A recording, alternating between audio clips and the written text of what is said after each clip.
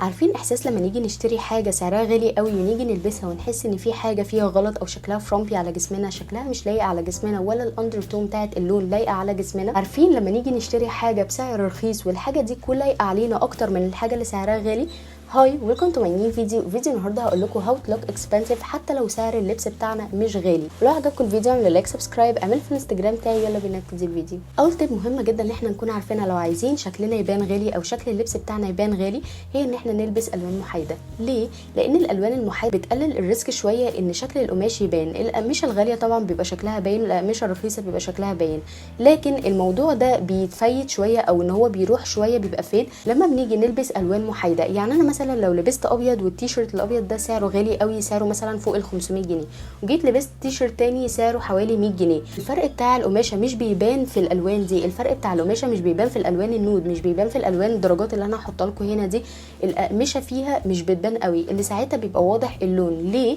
لان اللون بيتغطى ساعتها بالاندر تون بتاع جسمنا فيه درجات معينه، علشان كده الالوان دي اسمها نودز، لان الدرجات دي هي نفس درجات الجسم بتاعتنا. الداستي بينك بيفرق جدا على البينك الفاتح. ليه؟ لان الداستي بينك هو درجه من درجات الوان البشره، لكن البينك الفاتح ده درجه مش من درجات الوان البشره. فساعتها لو انا لبست حاجه لونها داستي بينك غالي ولبست واحد تاني سعره رخيص، الفرق ده مش بيبان قوي لان هو بيتفيد مع لون البشره بتاعتنا. كمان الالوان المحايده اعرف اعمل لها ستايلنج بشكل كويس، لو الايتمز نفسها سعرها غالي وحطيتها مع بعض هيطلع شكلها حلو، ونفس الكلام لو الايتمز دي سعرها رخيص برضو حطيتها مع بعض هيطلع شكلها حلو، لان ساعتها في الحاجات دي اللي بيفرق الستايلنج. يعني انا ازاي بعمل ستايلنج للقطعه دي، مش سعر الحاجه نفسها او مش حتى شكل الفابريك. طبعا عشان ما نفهمش الكلام غلط، الفابريك تفرق جدا في شكل اللبس بتاعنا، لكن لو انا مثلا مش قادره ان انا اشتري حاجه سعرها 1000 جنيه ساعتها ممكن اجيب الحاجه دي سعرها 100 ولا 200 جنيه، لكن ساعتها لازم اركز انا بعمل لها ستايلنج ازاي عشان شكلها ما يبقاش فالجر او شكلها يبقى وحش. تاني تيب مهم جدا ان احنا نكون عارفينها لو عايزين شكل لبسنا يبان غالي، هي ان احنا نبعد عن اللبس الضيق. اللبس الضيق عشان يبقى ضيق لازم يبقى فيه نسبه لكرة. نسبه اللكرة دي لو سعرها رخيص، يعني مثلا روحوا شوفوا بنطلون من زارا ضيق شويه او هو فيه لكرة، وروحوا شوفوا نفس البنطلون ده مثلا في اي مكان تاني، شوفوا فرق اللكرة وساعتها تفهموا قصدي. فرق اللكرة اللي سعرها غالي بيفرق جدا عن شكل اللي سعرها رخيص. اللي سعرها رخيص بتتمط بسرعه قوي.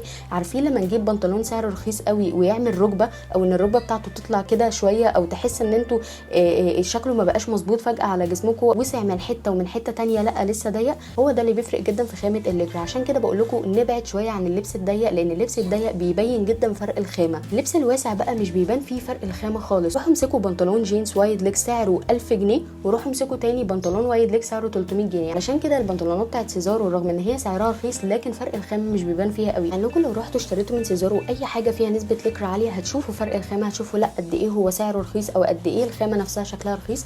لكن روحوا اشتروا منهم حاجه تانية وايد ليج او حاجه واسعه شويه هتحسوا لا ان فرق جينز فرق محترم جدا، ما يفرقش حقيقي عن براندز تانية كبيره. ثالث حاجه لو انا عايزه اعمل اكسبنسيف لوك هي الاكسسوارز. الاكسسوارز تفرق جدا في شكل اللوك بتاعنا، هو ازاي ممكن يبان اكسبنسيف او ممكن يبان تشيب او شكله رخيص شويه. لان انا كل ما زودت في عدد وحجم الاكسسوارز اللي انا لابساها كل ما بريسك اكتر ان شكل الاكسسوارز دي يبقى شكلها فالجر عليا او يبقى شكلها مش حلو عليا. لكن كل ما لبست حاجات بسيطه جدا، كل ما حطيت خاتم بسيط قوي، نكلس بسيطه جدا، انا مش بقول ان احنا ما نعملش طبقات مثلا من النكلسز لو انا عايزه اعمل، لكن بقول ان ما تبقاش حجمها كبير قوي، يعني ما اعملش طبقات مثلا بحاجات كتير قوي، لا ممكن اعمل طبقات باكسسوارز بس يكون شكلها عامل زي كده. حط حاجات تكون رفيعه جدا فوق بعض، غير لما البس حاجات كتير قوي فوق بعض، او بسميه الشكل البوهيميان شويه، اللي هو انا عايزه يبقى شكل بوهيمي فانا بلبس اكسسوارز كتير قوي. لكن كده انا بريسك بشكل الاوتفيت بتاعي، بريسك ان هو ممكن يطلع شكله تشيب او يطلع شكله مش حلو. عشان كده بقول لكم نخلي الاكسسوارز بسيطه على قد ما اقدر. كمان اوحد لون الاكسسوارز لو انا شارياها سعرها رخيص. يعني ايه؟ يعني مثلا لو انا شاريه اكسسوارز سعرها رخيص فانا ممكن البس الاكسسوارز دي بنفس اللون. يعني مثلا الشنطه بتاعتي فيها لون جولد فالبس الاكسسوارز كمان لونها جولد، ساعتها العين مش هتفرق قوي انا لابسه اكسسوارز سعرها عامل ازاي او حتى الخامه بتاعتها عامله ازاي. الكواليتي بتاعت الجولد بيبان جدا مع السيلفر. لو انا عايزه اعمل طبقات مثلا لون سيلفر مع لون جولد او كده لازم اركز ساعتها في الخامه. رابع حاجه بتفرق جدا في شكل الاوتفيت بتاعي لو انا عايزه شكله يبان اكسبنسيف هي لبس الشتاء. لبس الشتاء بيبقى ساعات ريسكي شويه لو انا جبت فيه الوان قويه، او لو انا جبت فيه مثلا اللون الاحمر البينك الاخضر، ساعتها فرق الماتيريال بيبان جدا. لكن لو انا مش عايزه فرق الماتيريال ده يبان فانا اركز برضو ان انا اجيب الوان هاديه او الوان ينفع ان انا البسها على حاجات كتير قوي. بلس ان في الشتاء الكوتس والسكارفز بتفرق جدا في شكل الاوتفيت بتاعي، لكن للاسف هما سعرهم غالي جدا دلوقتي، حتى في الاماكن اللي سعرها رخيص بقى سعرها غالي جدا.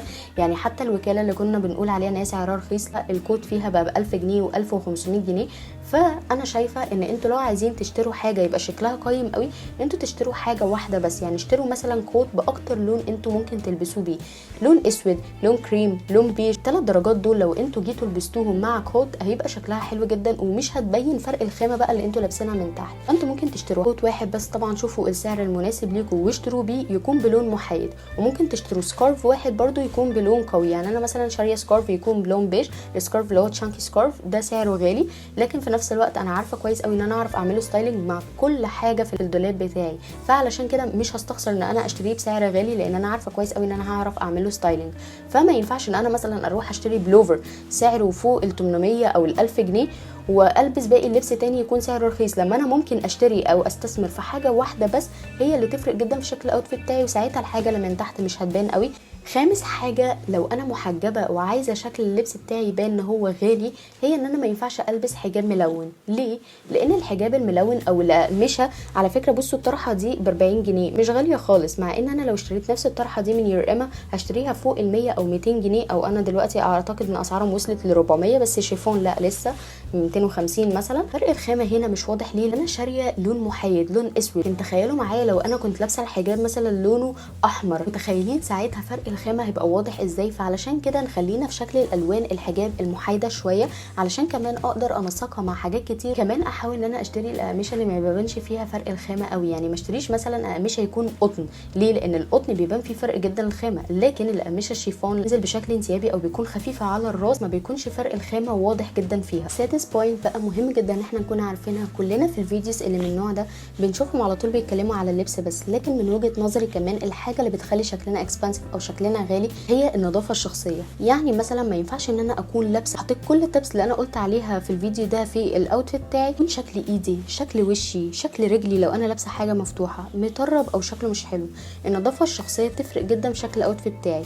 تخيلوا كده وانا لابسه شكلي حلو وكل حاجه، واعمل ايدي كده او اطلع ايدي كده وايديا تكون مطربه، او مثلا في جلد ميت عند الضوافر او الحتت دي، عشان الموضوع ده بيفرق جدا، او مثلا الضوافر بتاعتي تكون مش نظيفه لو انا مطوله ضوافري. لازم ابقى مهتمه جدا بالنظافه الشخصيه بتاعتي، لان هي بتفرق جدا في شكل اللبس بتاعي. النظافه الشخصيه ملهاش علاقه بس بالريحه، وكمان النظافه الشخصيه ملهاش علاقه الحاجه دي غاليه او رخيصه، او ان انا بستعمل سكين كير او حاجات تكون سعرها غالي. على فكره انا لحد دلوقتي، مع ان الحمد لله انا دلوقتي اقدر ان انا اشتري حاجات سعرها اغلى شويه، لكن لحد دلوقتي بكتفي بالحاجات بتاعت ايفا والحاجات اللي سعرها رخيص، لان انا شايفه ان هي افكتيف معايا، او ان هي بتقضي الغرض معايا، مش محتاجه ان انا اشتري حاجات سعرها غالي. علشان كده لازم نهتم جدا بنظافتنا الشخصيه، حتى لو بحاجات سعرها رخيص شويه، لكن احافظ ان انا اعملها كل يوم. يعني احافظ كل يوم ان انا اغسل وشي، اعمل الوش سكراب مرتين في الاسبوع، ان انا اشيل الشعر اللي في وشي والشعر اللي في ايدي، على الاقل الاماكن اللي باينه يا جماعه لازم اعمل كده، انا يكون في جلد ميت في الاماكن اللي زي دي، لان الحاجات دي بتفرق جدا في شكل اللبس بتاعي وفي شكلي انا شخصيا. سابع تip بقى مهم جدا برضو ان احنا نركز فيها، هي ان احنا لو عايزين شكل اللبس بتاعنا يبان غالي،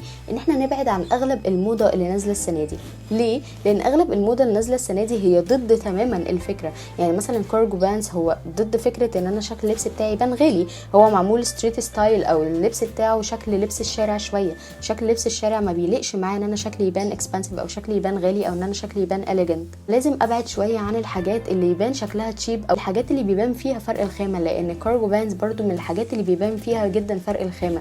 ليه؟ بسبب الجيوب والخياطه الكتير اللي موجوده فيه. كمان لازم ابعد عن الحاجات اللو ويست، كمان هي ستايل ستريت ستايل، فما ينفعش ان انا البس حاجه ستريت ستايل واكون عايزه شكلي في نفس الوقت يبان اكسبانسيف. تامن تيب من وجهه نظري بتفرق جدا في شكل الاوتفيت بتاعي، هي ان انا ابعد شويه عن الخامات بتاعه جلد الحيوانات، او مثلا عارفين مثلا الشميزات اللي بتكون جلد النمر، جلد الحمار والحاجات دي، ان انا ابعد عنها. اولا الخامه دي معموله ليه؟ او الخامه دي الهدف منها ايه؟ هي معموله ان هي تبقى خامه سكسي. طيب انا لو عايزه ان انا يبان شكلي سكسي، ليه البس خامه تكون واضحه قوي ومعناها واضح بالمنظر ده؟ كمان هي خامه جريئه، فليه البس حاجه تبيني بشكل جريء قوي كده، لما انا ممكن اخد الجرأه دي واحولها لحاجه تانية يبان فيها ان انا شكلي جريء، لكن ما تبقاش واضحه قوي كده. عارفين زي ايه؟ عارفين لما انا يكون مثلا عايزه يبان شكلي غالي قوي، فالبس حاجات جولد كتير ويبقى عندي حاجات بقى ذهب كتير والبسه كده، نفس الفكره بالظبط، كاني بحط في عين اللي قصادي اللي هو على فكره انا شكلي حلو وانا شكلي قصدي ان هو يكون غالي. طب انا ليه ما اخدش نفسي كده من احساس ان انا عايزه احط الموضوع ده في وش اللي قصادي واخده واحوله لا ان انا يكون شكلي elegant، ان انا يكون شكلي بسيط، وفي نفس الوقت انا عارفه كويس قوي انا بحط ايه مع ايه، يعني انا بلبس ايه مع ايه يبان شكلي غالي. انا لو عايزه يبان شكلي جريء او شكل سكسي، الموضوع ده بيكون سلاح ذو حدين. ممكن بنوع قماش الموضوع يبان فالجر قوي، ممكن بنوع قماش تاني يبان شكلي احلى. عارفين زي ايه؟ زي مثلا انا لما اجي البس جلد النمر والحاجات دي في فستان، شوفوا شكل الفستان اللي بيكون بالمنظر ده، وشوفوا شكل فستان تاني يكون بولد ودارك كوتور والبسه الخامه بتاعته تكون طال او تكون دانتال. شايفين فرق الخامه عامل ازاي؟ شايفين اني فيه ممكن يبان شكله كلاسي شكله راقي اكتر. علشان كده بقول لكم ان احنا نبعد شويه على الحاجات اللي بتكون محطوطه في عين اللي قصادنا او ان هي بتكون باينه ان هي مقصود بيها كده. التب هي ان انا ما ينفعش اعمل كل التبس اللي انا بقول لكم عليها دي مشيتي يكون فيها حاجه غلط. انا بشوف ناس على طول بتبقى ماشيه عامله كده وبتمشي كده وبتبقى فاكره ان دي روشنه. لا، انا لو عايزه شكلي يبان كلاسي شكلي يكون راقي اكتر فلازم ان انا امشي على خط واحد، لازم احافظ ان مشيتي وان دقني شكل جسمي يكون مظبوط. ما ينفعش ان انا امشي عامله كده، ما ينفعش ان انا امشي عامله كده، ما ينفعش ان انا افضل ماشيه عماله الف راسي كتير قوي. لازم اكون ماشيه وشي لقدام، ظهري مفرود، ظهري طالع كده لقدام شويه، منطقه صدري طالعه لقدام شويه علشان ما احسش على طول ان انا عامله كده. لا، ابقى مشيتي باين فيها ان انا واثقه في نفسي، امشي على خط واحد، ما افضلش ماشيه عماله اتطوح كده كتير. ماشيه بتفرق جدا في شكل اللبس بتاعي، بتفرق جدا في شكل ثابيه اللبس على الجسم بتاعي. وسطي بيكون متحدد اكتر وانا بمشي على خط واحد، غير مثلا لو فضلت امشي كده لا شكلي هيبان فرامبي اكتر. فالمشيه بتفرق جدا ازاي شكل اللبس بتاعي بيظهر على جسمي. عشان كده المودلز وهي ماشيه بتمشي برده على خط واحد علشان جسمهم يبان عليه اللبس، فابريك نفسها على جسمهم عامله ازاي. اخر تip بقى، والتip دي ليها علاقه بفيديو انا كنت عملته قبل كده، انتوا ممكن ترجعوا للفيديو ده، هي ان انا لازم البس شخصيتي. ما ينفعش ان انا اخد لبس شخصيه حد تاني وان انا البسه واكون عايزه شكلي يكون غالي. عمر ساعتها ما احس ان اللبس ده بتاعي او ان دي شخصيتي. من الاجزاء اللي بيخلي شكلي يبان اكسبانسيف هو ثقتي في نفسي.